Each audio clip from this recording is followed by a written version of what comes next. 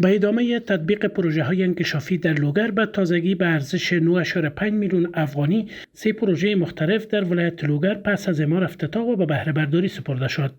مسئولان میگویند که این پروژه ها شامل نصب صدها متر کتاری فلزی کنار سرک، نصب علائم ترافیکی از ساحه التمر الی سفید سنگ محمد آقا در شهرهای عمومی کابل گردیز و همچنین ساخت 150 متر کانکریت ریزی سرک دو طرف ترازوی تناژ بلند در ساحه التمر مرکز می باشد که ساخت آن 9.5 میلیون افغانی هزینه برداشته و پول اعمار آن از بودجه وزارت فواید عامه به همکاری ریاست فواید عامه لوگر تکمیل شده و آنان ساخت این پروژه ها را در عرصه جلوگیری حادثات ترافیکی و تخریب سرک مهم می خوانند. پروژه قیمت 9.5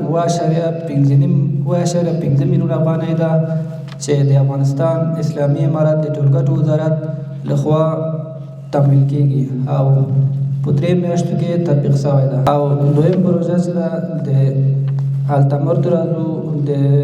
دواړو خواو د کانکریټي سرک ده چې 150 متره طول لري او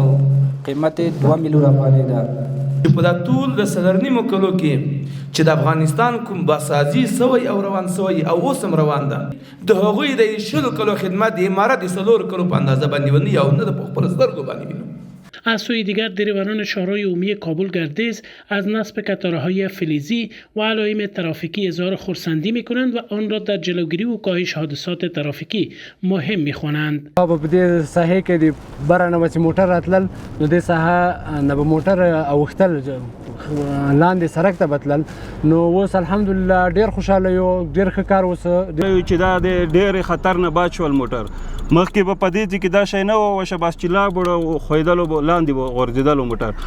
قابل ذکر است که شهرهای عمومی کابل گردیز یکی از شهرهای ترانزیتی و پر رفت آمد بوده که موترهای 4 ولایت از آن عبور می‌کند.